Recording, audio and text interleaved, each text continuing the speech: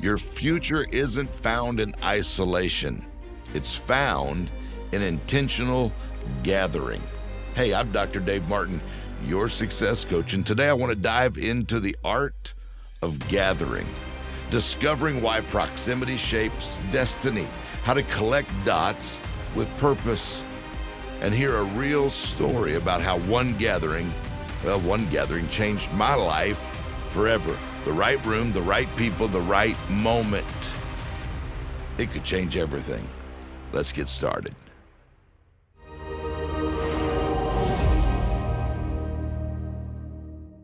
Hey, welcome to the show. Today's episode, I've been looking forward to it myself because it hits at the very heart of how you shape your future.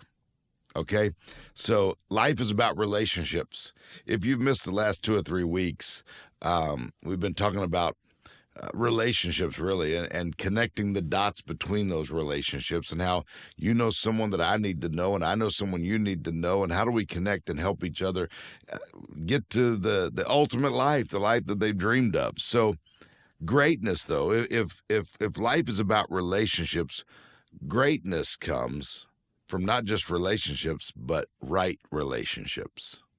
You can have a bunch of relationships, but not have the right relationships. I want to talk to you about the art of gathering today. The art of gathering, expanding your circle, but doing it with purpose. How to get in the right rooms, how to meet the right people, how to make connections that will catapult you into your next. It's the most important thing you can know is what's next. Where's your next level? So today we're going to cover a few things: how to collect dots intentionally, not just accidentally or randomly. Got a bunch of dots. What do I do with them? Why proximity is power.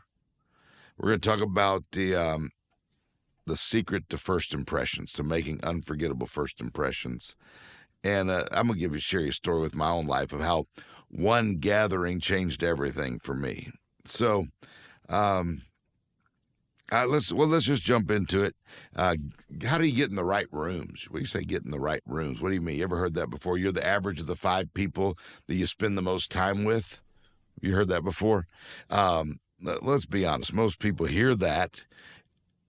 You're the average of the 5 people you spend the most time with, and then they spend 90% of their time with whoever's convenient, whoever's just there hanging out, and they're not whatsoever or whosoever strategic at all in where they're spending their time and the people that they're spending their time with. The people you're gathering with, that you're gathering around, are either they're stretching you or they're shrinking you. Stretching you, shrinking you.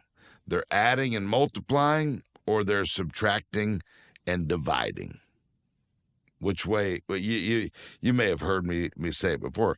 People are like elevators. They take you up, or they take you down. There's 2 kinds of rooms you can be in. You can be in comfort rooms, or you can be in growth rooms.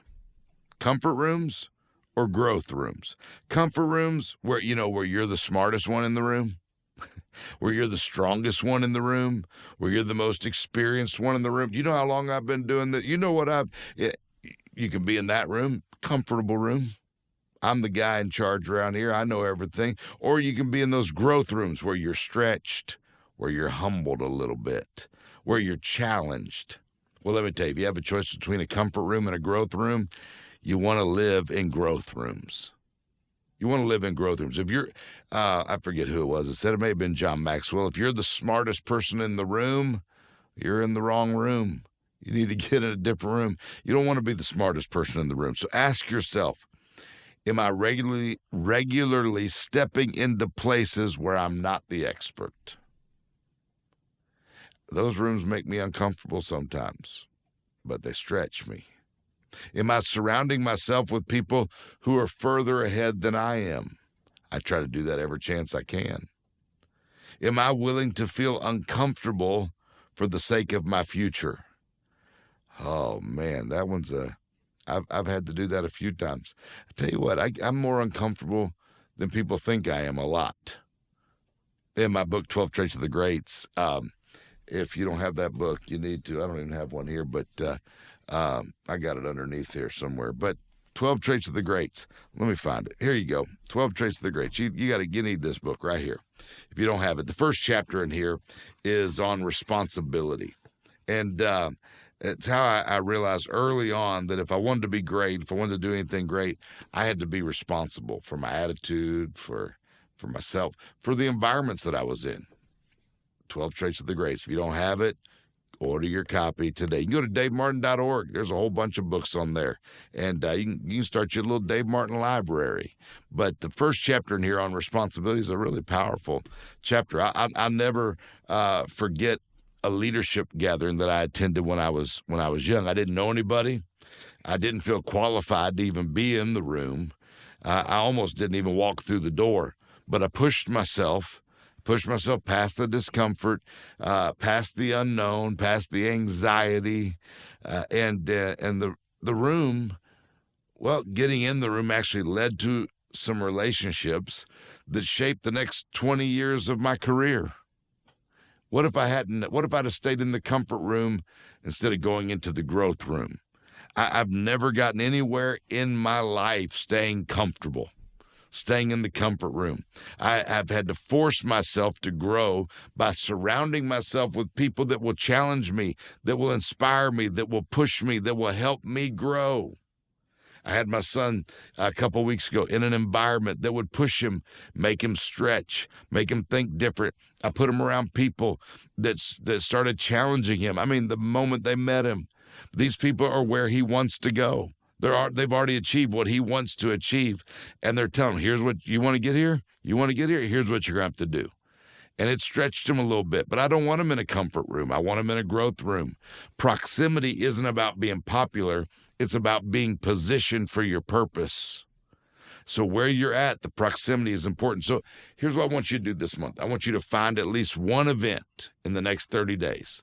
Find one event, one mastermind, one gathering that will make you feel a little bit nervous to go into it. All right? This month. And don't just find it. Commit to going to it. I'd feel nervous. I found one I feel nervous, so I'm not going. No, I want you to go to that one, okay?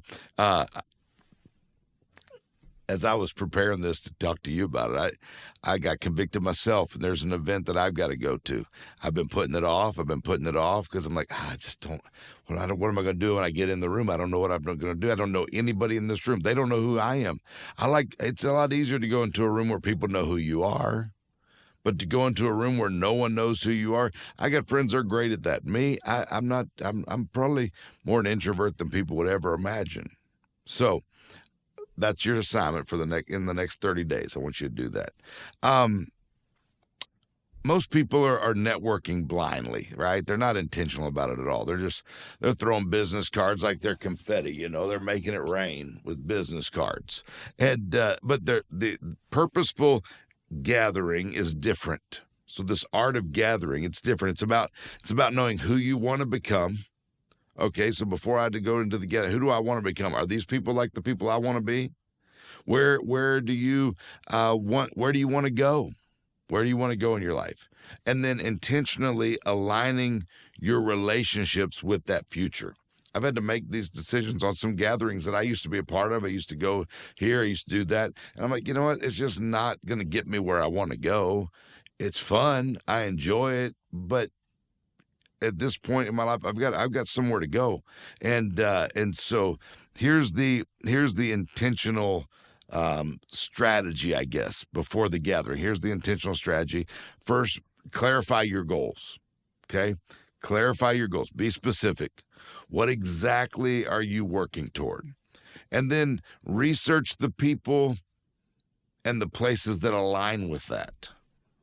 Okay, so now I know where I want to go. So where are the rooms? Where are the people? Where are the conferences that align with where I'm going? Where do the people you admire gather together? That's a place you want to be. Number 3, invest in the right rooms. Invest to be in the right rooms. Sometimes you got to pay to get in the room. Oh, really? Well, I'm not going to pay just to get into a room. Well, then you're not going to get in the room. you're probably not going to get where you want to go. Sometimes you got to make an investment. Well, I'm not paying for friends. No, but you may have to pay to get in the room to make the friends. Invest. Someone said, man, you're a big deal. You're a big deal, man. You spend time with all these big name people. You're always in the, it costs me a lot of money to be a big deal. Yep.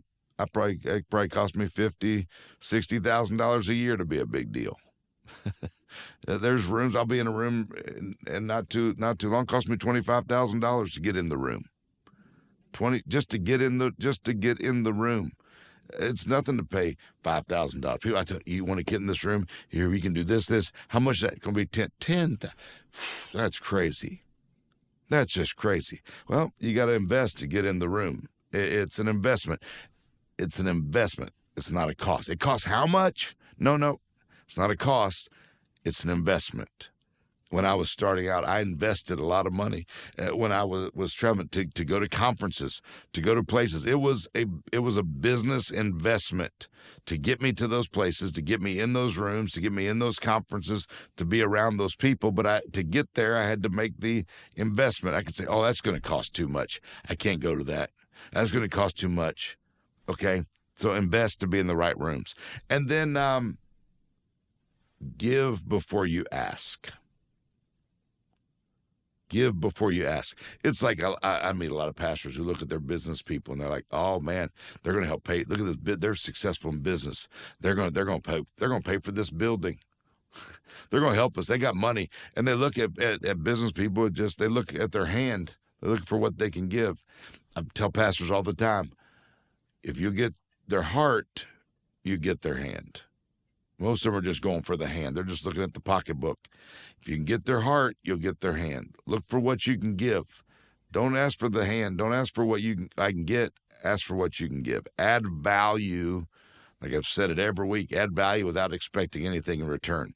And people miss this all the time.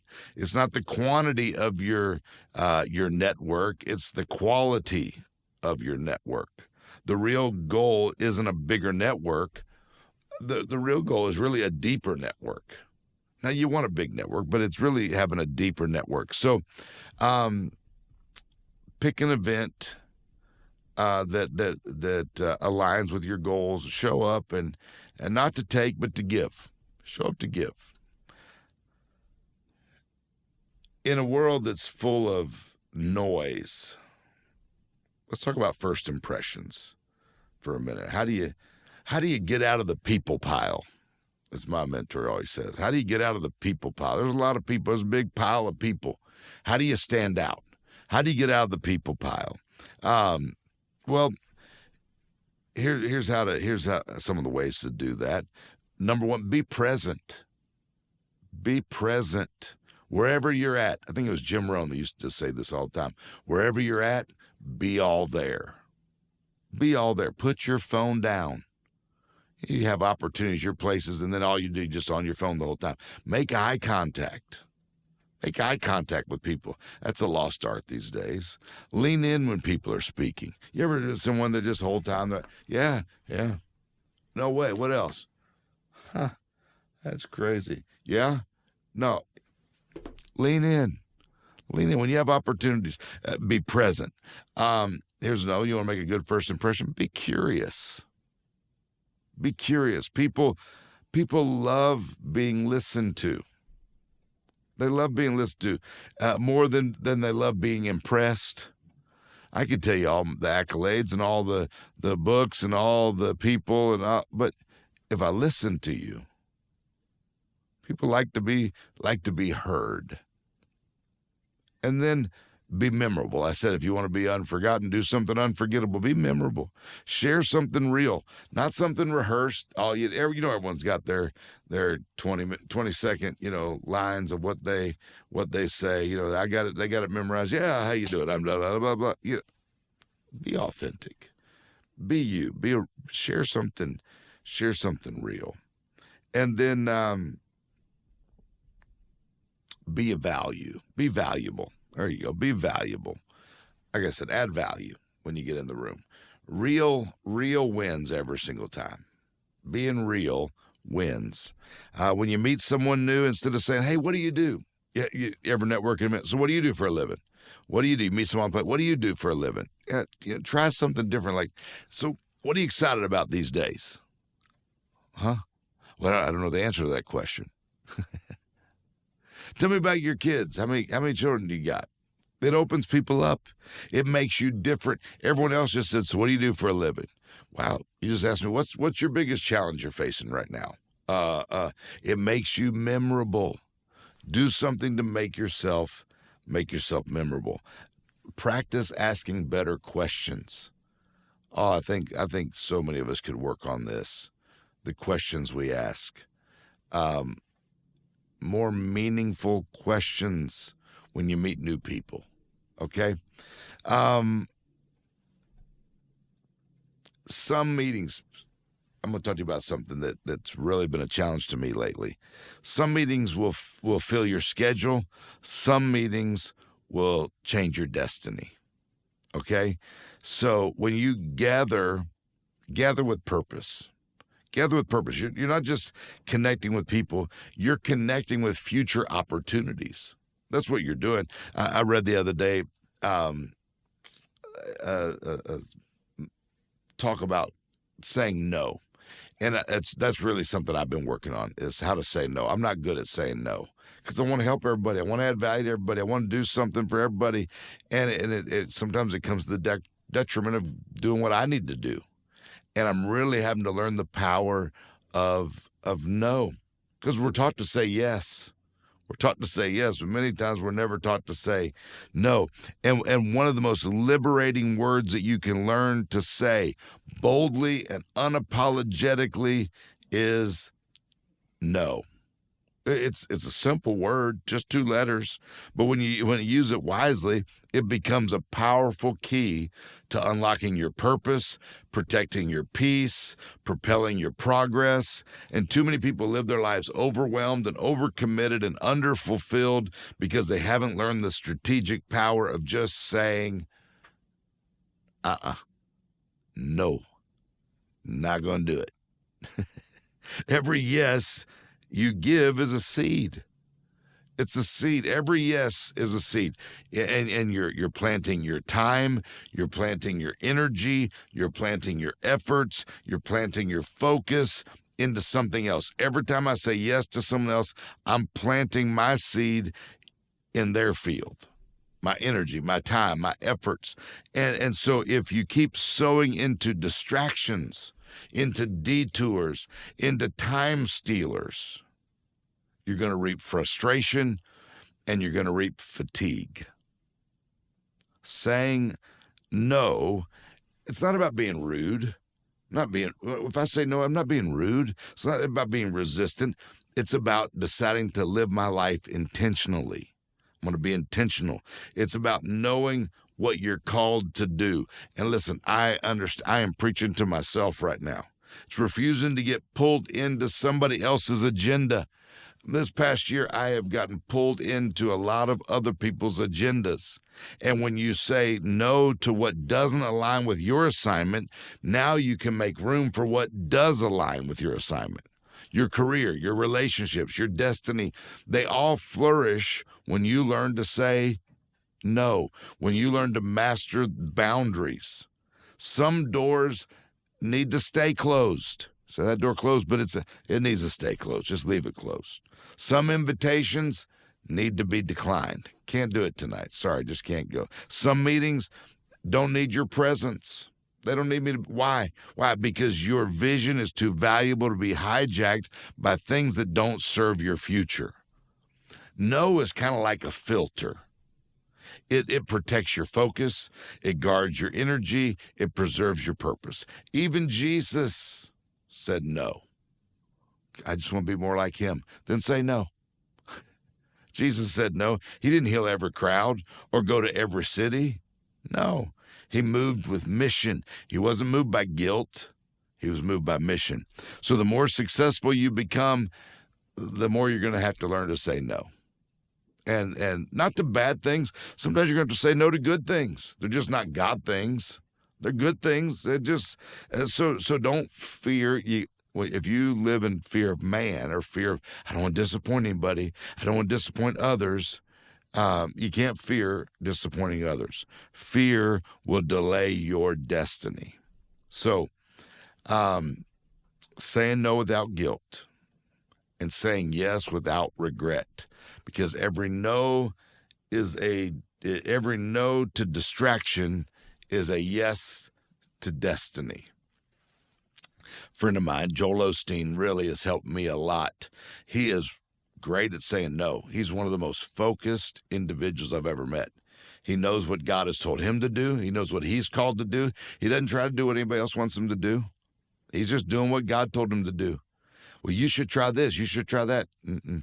I remember when the owner of a large cinema company, owns 500 cinemas across America, said, hey, we'd like to let you have church, have little campuses in all of our cinemas. We'll give you all 500 cinemas every Sunday morning, absolutely free. Broadcast your services right in here, and you could have 500 churches all across America. And Joel said, no, it's not what I'm called to do. But what it did make him realize was the influence that he had across America. And so he said, you know what I can do? I can share my influence. That's not what God's called me to do. God didn't call me to build a bunch of campuses. Other people, God's called them to build campuses all across America, and they're doing phenomenal. That's what God called them to do. Don't do what's not your destiny. And so he started sharing his influence. We began something called the Champions Network, and we began to share Joel's influence. I had the honor of sitting on the board of that and sharing his influence with churches all across America. Hey, I can't have a church in this town, but if you need one, here's who we recommend. Here's a good church to call home, right? So learning to say no. I love the fact that his first book, Your Best Life, Oprah called him and asked him to come on the program. Would you come and let's talk about your book? And he said no. I said, what are you thinking? No. Oprah, you know how many books you could sell? Oprah starts talking, it'll be a bestseller. He said, no, I don't feel like that's what I'm supposed to do. And he didn't do it. Well, the book went on to be a bestseller. So did his next one. And well, today Joel has been on Oprah a few times. But he said, you know what God told me? He said, God said, if I would have said yes the first time she asked, Oprah could have took credit. I made Joel Osteen a bestseller. That big church there, Lakewood, I'm the one that made that church. I made Dr. Phil. I made Dr. Oz. I look at all the people I made because I gave them my influence. Can't say that Joel said only God could say this is because of him. Not because of anybody else but God. Pretty powerful, the power of no. Got to tell you what, I would have never known that God didn't want me to go. As soon as Oprah called, I'd have said yes. I'd have been on the plane to California or wherever. I'm like, this is favor. Look, here's my book. This is amazing. Understand the power of no, okay? 12 Traits of the Greats, the book I told you about, chapter on responsibility. There's another chapter in here on relationships that's really vital, go well with this stuff that I'm teaching you. This probably should be a book on, would you like to see a book on connecting the dots? On getting the dots, how to do all this stuff, put it all in a book form? I think I need to do that. Let me hear from you. I want to hear some comments. This would be a great book. Let me know this is helping you. But in the book here, and if you don't have this book, 12 Traits of the Greats, I encourage you to grab a copy.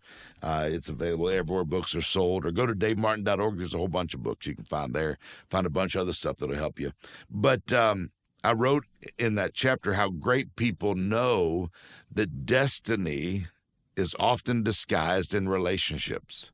It's disguised by the relationships. One time I had a small dinner, had a small dinner, and just a couple people at the dinner. No big names. Nobody, if I said the name, you wouldn't know. No big expectations. But one connection at that dinner turned into a lifelong friendship. And then years later, it turned into a speaking opportunity to speak on a platform that changed the whole trajectory of my career forever. So one simple connection in a small room of people with no expectation. What am I going to get out of this if I go to this dinner? Just an authentic relationship that developed, which ultimately changed my entire life.